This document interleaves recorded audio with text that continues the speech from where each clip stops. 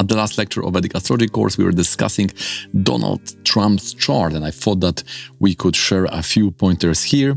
And he was basically holding the office from 20 January 2017 to 20 January 2021 as the 45th president, and he was representing the Republican Party. So we will go through the few pointers, and here especially I will be showing you how we can add a few minutes and get much better clarification or understanding of few of his past events related to the Varga chart. So there are probably some fans here which are analyzing the celebrities chart. So there are also those who are very intensely dedicated to this Donald Trump chart.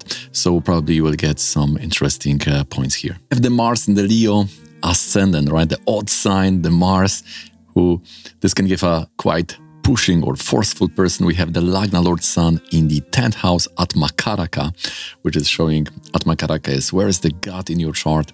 And in the 10th house, it shows that career life is very important, especially with the Rahu. So at Makaraka and the Rahu, they are both very much related to ego. So in the 10th house, this is giving this power related to that. So it's quite model chart for these things.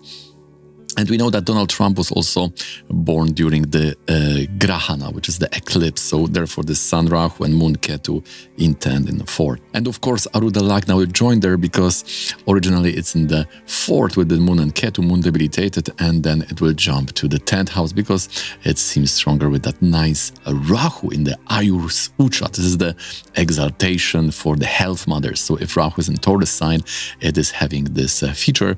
And this is super, I think, the best example how the Aruda is jumping to the 7th house, because if we omit this jumping feature of Aruda Lagna, then it would be very hard to understand why he's working in the government sector. So this is now the standard rule which we are using on this channel. And someone can say, why you are saying this is the role model? Shouldn't be that yogas are representing whatever the life is in all chart? Shouldn't the all chart will depict the life of the people if the astrology is working?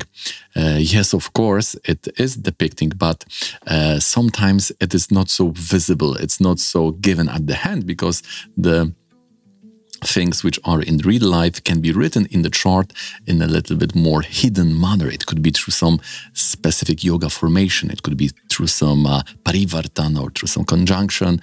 So for example, for all career life oriented person, there will be some big Raja yogas, or for some people who are doing intellectual work, there will be a Dimant yoga somehow. The problem is that this can be from other reference points. This can be formed under specific formations, more advanced or less, and therefore we are analyzing the charts from the context of yogas. The yogas are giving the specific fruits. For example, we have yogas for wealth, we have yogas for influence, we have yogas for penury, we have good and bad yogas, and we have neutral for giving various jobs and so on. Therefore, the one position is not really only restricting to that one formation in life, but there are many umbrellas of planet placements which can give the very similar or the same result, but from different yoga formation, from different perspective. This is because, for example, these people may have all those yogas activated in various points in life. Someone can be sportsman from 20 years of age, and someone can start from 40 years of age, and therefore this could also differ. So we have here 70 minutes for the Navamsha range from 10:52 to 11:09. So this is also a nice chart because the Leo Lagna is quite wide for the northern hemisphere. The Leo to, let's say, Sagittarius, these ascendant will have very long signs. These are very long signs. Therefore, the Navamsha is not changing so frequently, like every 5 minutes, but every 20 minutes, which is much more easy to rectify those Varga charts, because then, for example, in Navamsha, we have only two options. Like here we are taking the Gemini Navamsha. And also in the last newsletter, we were talking about his marriages. By the way, if you're not subscribed, the link is in the description. So those who've already read that will see that there is these analysis is already there. For the first marriage, we have Venus, Saturn, Sun, Moon, Rahu, which is touching the 12th house in the Rashi chart. The 12th house is all about marriage, but the Navamsha is filtering all of those possibilities. We see that Venus, Saturn, and Moon, they don't have very direct relationship to the 7th house. 4th house can also give marriage in the Navamsha. Therefore, the planets which are left from that group is Sun and Rahu. And guess what? He was married in Sun, Rahu, Dasha. And of course, the first marriage is always 7th house. Second marriage will be the 2nd house, Cancer here. And the third marriage will be in the 9th house, Saturn and Rahu. And the divorces for each will be 2nd house from these placements. The divorce for the first marriage was in the Moon, Venus. And the 8th house or 8th lord must be activated. Saturn is the 8th lord and Venus is with the Saturn 8th lord. And because it's in the 2nd house is showing the second marriage, the inspiration for divorce was the second partner. So he had already affared with his future second wife, and therefore he jumped from the first marriage to the second one. The divorce happened exactly when the Rahu started. The Rahu is with the 3rd lord, so 3rd house is activating divorce from the second spouse. So when Rahu started, the divorce for the second marriage was there, and the 3rd marriage was in the Rahu Saturn. So in the 3rd marriage is the 9th house. 9th house is Aquarius, loaded by 2 planets, Rahu and Saturn, and the marriage was in the Rahu Saturn. So quite easy if you're using the proper dasha and you have nicely rectified Navamsha.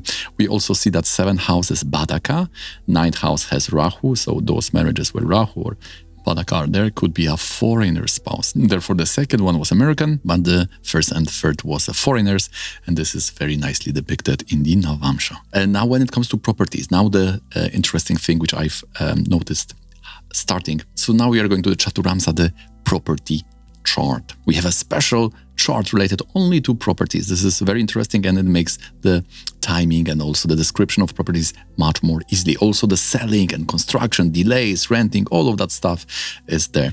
So we see that in 1990, the Trump Taj Mahal was in Moon Venus, and the construction of Trump Tower in 79 was Sun Saturn. Later, the Plaza Hotel in May 84 was Moon Rahu, and the largest property in 2012 was Doral Golf Resort Miami in Rahu Venus. In Chaturamsa, in this chart, we are changing ascendants each 4 houses, not each sign like in Navamsha and Dashamsa, but we are jumping each 4 houses. So we have either option in Leo, but I've noticed that if we move 3 minutes after 10:57, because original was 10:54, so in 10:57 the Scorpio is there. So I must admit I had a problem with Leo Lagna, because if we take that 4th house giving property, here the only connection to Venus is that Lagna Lord Sun is in Aquarius, dispositor is Saturn, and Saturn is with the Venus. It's like, you know, it's like 2 messengers are. It's a little bit too much. It's not very direct, but the dasha is good because Moon is in Kendra, so Moon Vimshotri can be and should be used. But if we move it to Scorpio, then it was just Venus dasha, Saturn and Rahu, because all these 3 antardashas were active when he got the property. They are all related to the 4th house or 4th lordship, or joining the 4th lord. This is also considered direct, so now it's much more clear. Now the second thing about him becoming the president.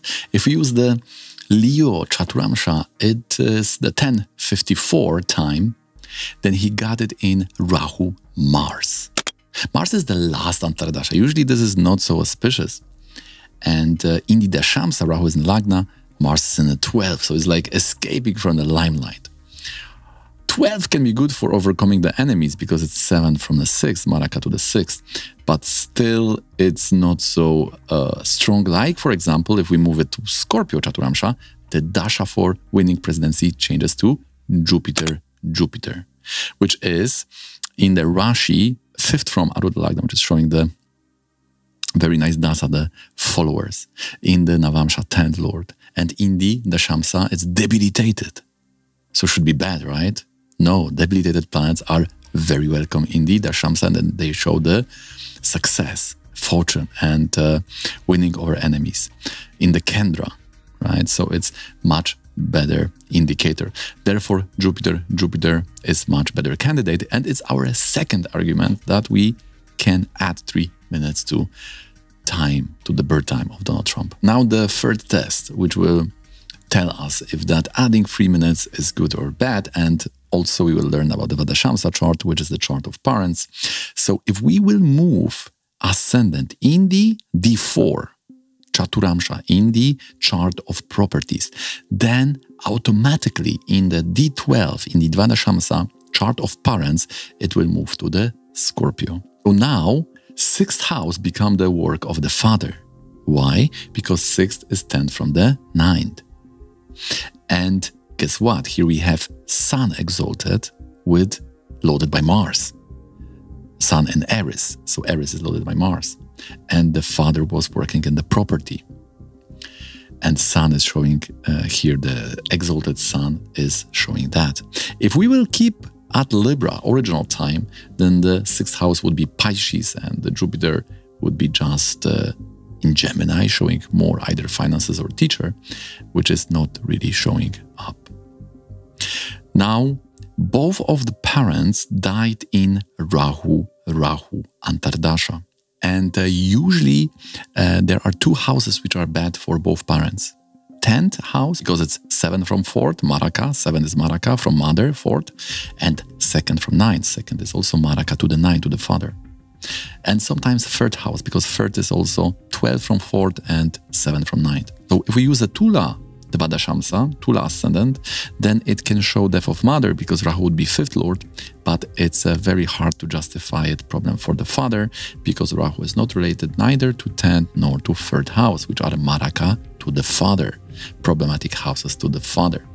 These houses, when activated in our charts, give health-related problem to our parents. If we move it to Vrishchika, to the Scorpio, guess what? Rahu is joining Sun, which is 10th lord.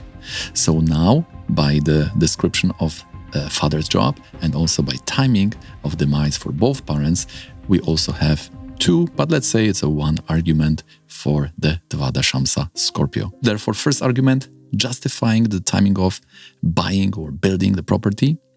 All were connected to the 4th house using Scorpio, Chaturamsha.